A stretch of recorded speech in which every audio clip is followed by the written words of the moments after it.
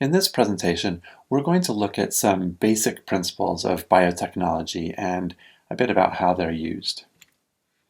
One of the most widely used techniques is known as DNA cloning. In general, cloning refers to making copies, and so DNA cloning specifically refers to making copies of DNA. In the biotechnology setting, this is done with the help of bacteria. Many bacteria host small circular pieces of DNA called plasmids, and these plasmids are passed on from parent cell to daughter cell. Because DNA is simply a molecule, it doesn't matter that the DNA that's being cloned comes from a bacteria or another organism such as a eukaryote. It's simply DNA. We start by cutting the plasmid and inserting a piece of DNA into that plasmid. I'll show you the details of this in a minute. Once the plasmid has been cut and reformed into circular DNA, bacterial cells can be convinced to accept the plasmid by applying electricity to the cells or by shocking them with electricity or heat, forcing their membranes to become porous. Once the bacterial cells have the plasmid inside, they're allowed to reproduce, actively reproducing the plasmid and the gene you're interested in. This copied DNA can be used for a variety of purposes, including research, therapeutics, or even to produce proteins. Plasmids are most easily cut by molecules called restriction enzymes. Restriction enzymes are a natural enzyme found in bacteria. Now, remember that bacteria are susceptible to attack by viruses called bacteriophages, or phages for short. When a phage attacks, it inserts its own DNA into the bacterial cell and uses the bacterial machinery to make copies of the virus protein. Bacteria have evolved a defense mechanism in the form of enzymes that cut DNA.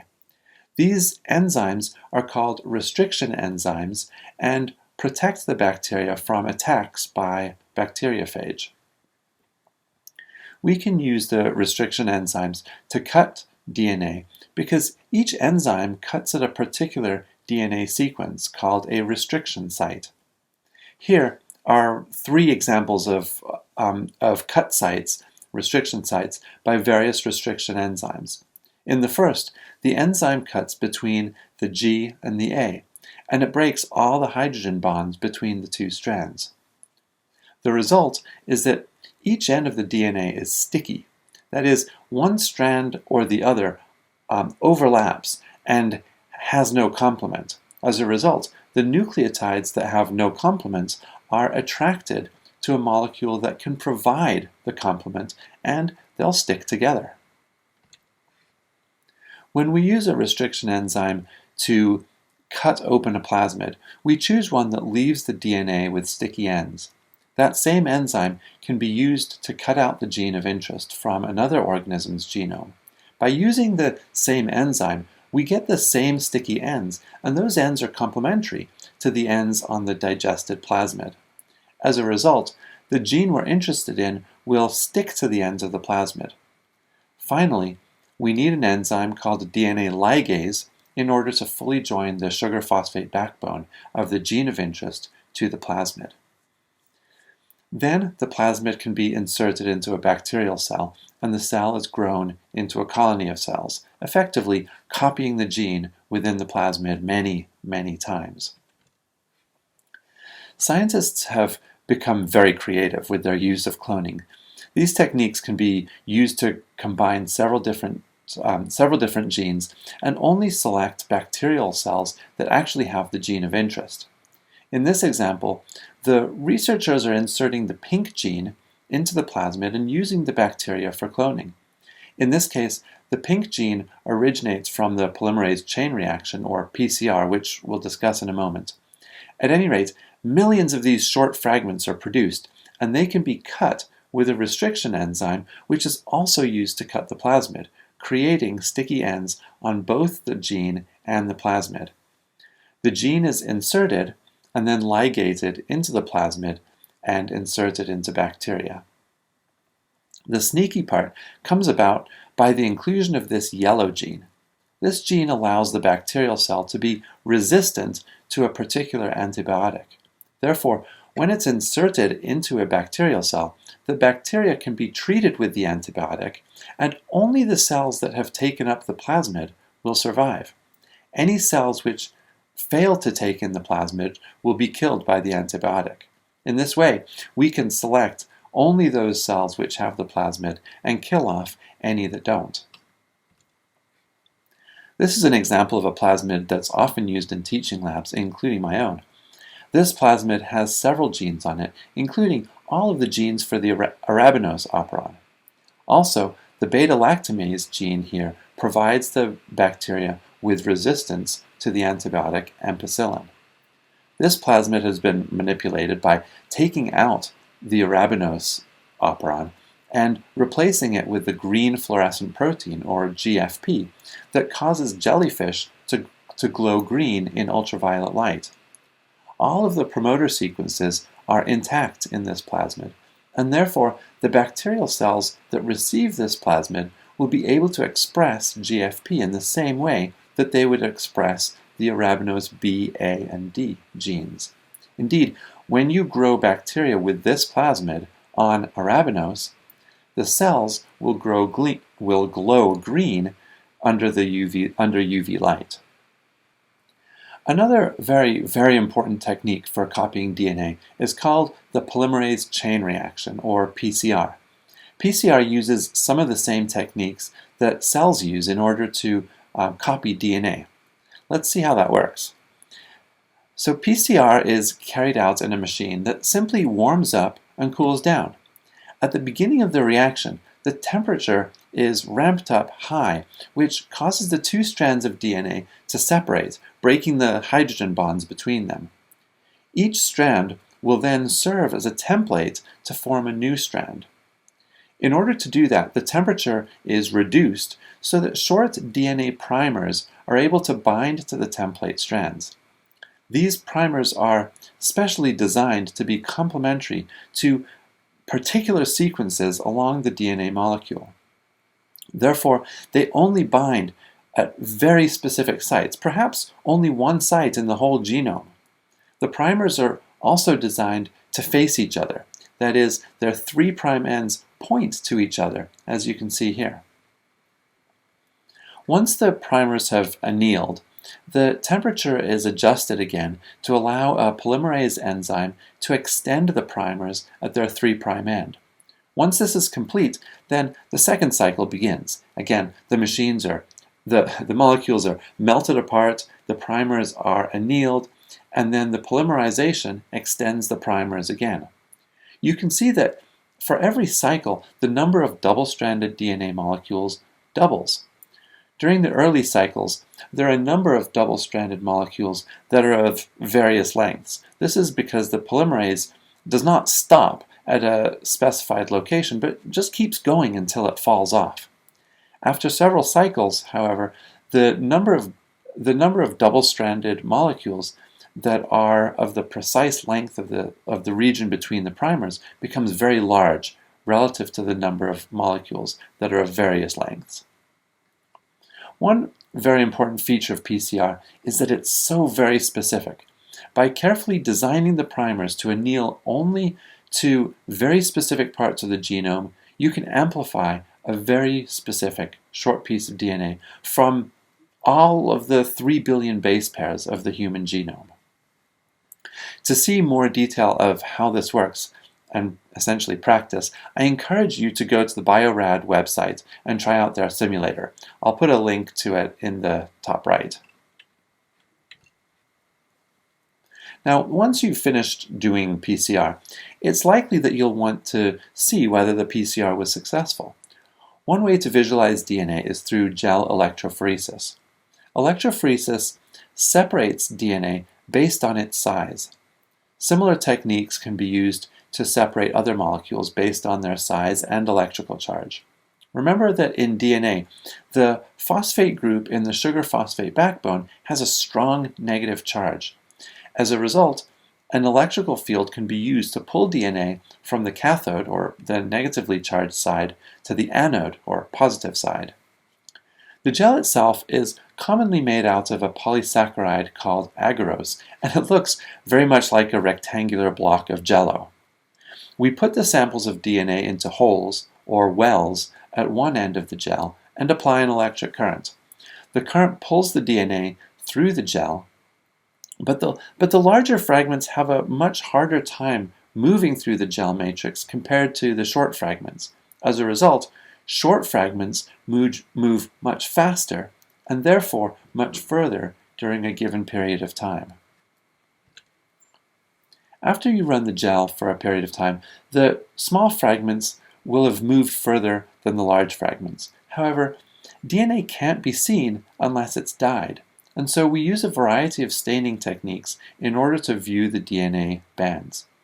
In this example here, a stain called ethidium bromide has been used, and it binds to DNA molecules and causes them to glow orange when put under a UV light. This is a schematic of a gel and shows at the top the wells into which the DNA was placed. The top of the gel is at the negative end, so the DNA runs down in this picture, with smaller fragments traveling further. Each sample runs on its own lane, and so different samples are loaded side by side and run in parallel to one another. We often use a collection of DNA molecules with known sizes as a sort of ruler against which we can compare the migration speed of our sample DNA. You can see that the sample that was loaded in the middle lane here has 3 DNA fragments of different sizes. The smallest ones are at the bottom of the gel, and the largest are at the top. The sample on the right has DNA molecules of only 2 sizes. Another common use of PCR and gel electrophoresis is for crime scene investigations. As you might have seen on any number of TV shows, this technique takes advantage of a feature of the genome called short tandem repeats. Short tandem repeats are very short sequences, usually 2, 3, 4, or 5 base pairs long, that get repeated one after another after another. An example might be the trinucleotide repeat GCC, GCC, GCC. This type of marker can be caused by the polymerase making mistakes as it copies DNA, resulting in a mutation that has more or fewer repeats than the original. When we do DNA profiling using tandem repeats, we do PCR on the repeats itself, using the flanking sequences as the binding site for primers. As a result of the various numbers of repeated units, the PCR product will have different lengths depending on the number of repeats. Remember that we can use gel electrophoresis to determine how long the repeat is. Because of the frequent mutations that are caused by the polymerization, there are many different alleles in the population. Each allele is identified by the number of repeats. In the top case here, there are 10 repeats at this site number 1, and this individual has 12 repeats at locus number 2. The red-haired guy in the middle is different and has 14 repeats at locus 1 and 7 repeats at locus number 2. Now, I wanted to use this little graphic, but keep in mind that humans are diploid, and therefore, for each locus, each individual will have 2 alleles. These 2 alleles may be different if the individual is a heterozygote, or the 2 alleles may be the same in the case of homozygotes. If you do a PCR and then gel electrophoresis, you might get something like this. In this case, lane number 2 is DNA taken from a crime scene, and then lanes 3, 4, 5, and 6 have DNA taken from suspects. In order to determine whether the suspects have the same genotype as the DNA at the crime scene, simply look to see whether the bands match and are therefore the same length. In this case, the crime scene DNA was of a heterozygote that had 1 allele with 3 repeats and the other allele with 7 repeats. This matches with suspect C, which had the same number of repeats. We can rule out suspects A, B, and D as their DNA profile doesn't match. Now, there may be multiple people in the population that have the same genotype at this locus. When the FBI does DNA profiling, they use 13 different loci, making the possibility that an individual's profile matches the crime scene DNA profile about 1 in 10 billion.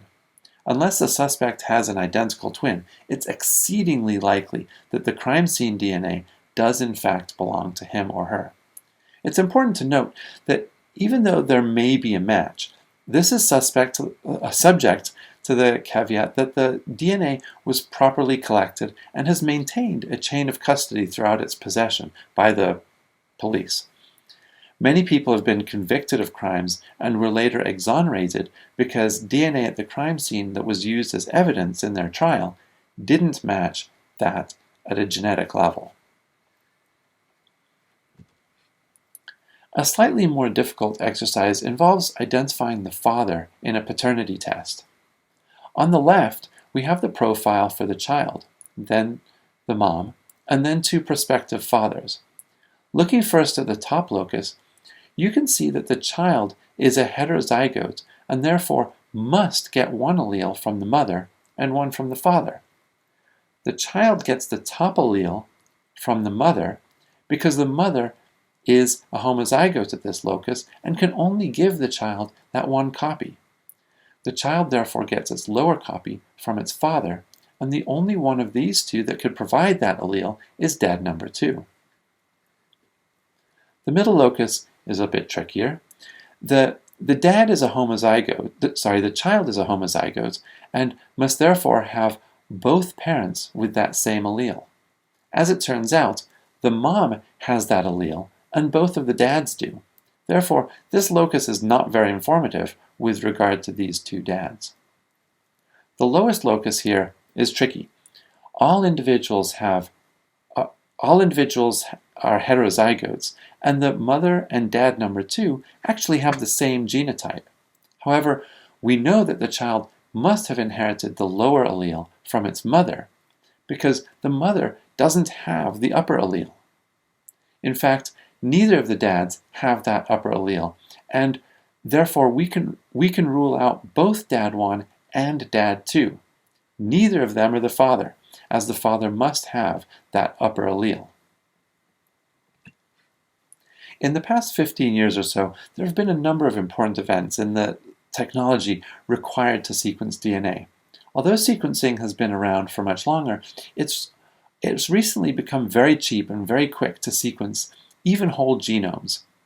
This technique is known as next-generation sequencing, or next-gen sequencing, or more precisely, sequencing by synthesis. The chemistry of this gets reasonably complicated, but essentially, DNA fragments start by being fragmented, often using sound waves. They're then isolated with an electrostatic bead, and PCR is used to amplify each tiny piece many millions of times. The bead and attached DNA are then placed into a well in a sequencing tray, and into that well are added DNA polymerase and primers. The primers are oriented so that the synthesis progresses toward the bead. In order to do the sequencing by synthesis, solutions of one nucleotide or another are washed over the surfaces of the plate, rinsed off, and then another nucleotide solution is washed over. The nucleotides that are added are not normal nucleotides, but have a pyrophosphate group attached. When they're polymerized onto the 3' end of the growing DNA strand, the pyrophosphate is released and a small flash of light is emitted. This gets recorded by a very sensitive sensor and fed to a computer. In this case here, an adenine is added to this sequence because its reverse complement is thymine and is the next base in the sequence. However, if a nucleotide is washed over the plate but is not complementary to the next base in the sequence within a particular well, it's not added and no flash is recorded. To complete the sequencing, we continually switch from one base to the next and record when each is added onto the growing strand. Computers convert this information from light into DNA sequences, and these short sequences are then stitched together to form long sequences. The sequences can then be scanned to identify mutations or other variants. It isn't only DNA that can be sequenced, but the mRNA as well, at least indirectly. Remember that in eukaryotic cells, there's a lot of processing of the mRNA that needs to happen before the mRNA leaves the nucleus. Once it does leave the nucleus, however, it has a 5' cap, a poly-A tail, and all of its introns have been spliced out to leave only the exons. There's an enzyme called reverse transcriptase, which uses mRNA as a template to produce DNA. Now, this should seem odd, as we've previously discussed how the central dogma says that information only flows from the DNA to the mRNA and finally to the protein. However, reverse transcriptase is an important enzyme coded for by retroviruses, or viruses that contain RNA instead of DNA, such as our current nemesis, the coronavirus. At any rate, reverse transcriptase makes a single-stranded DNA copy of the mRNA. Later, DNA polymerase adds the second strand, and the final product is cDNA, or complementary DNA. Notice that cDNA does not have any introns, and therefore it may be suitable for inserting into bacteria, since bacteria have no way of dealing with eukaryotic introns. cDNA can be sequenced like any other DNA, and this type of experiment is called RNA sequencing, even though the RNA is not directly sequenced itself. In an RNA-seq experiment, all of the RNA from a particular tissue is isolated and cut into small fragments. Those fragments are then reverse transcribed into cDNA, and that DNA is sequenced. This gives us the sequence that the ribosomes would use in order to translate the mRNA into protein, since there are no introns remaining. Therefore, it also allows us to know the amino acid sequence of the polypeptide. Perhaps most importantly, however, is that it gives us some idea of how common each fragment of mRNA is. In some tissues, during some parts of the life cycle, some genes will be expressed and others will not. By isolating cells from these tissues and using RNA-seq techniques, we can know which genes are expressed in what cells or tissues and at what time. We won't talk about them here, but microarrays and in situ hybridization can also be used for similar purposes.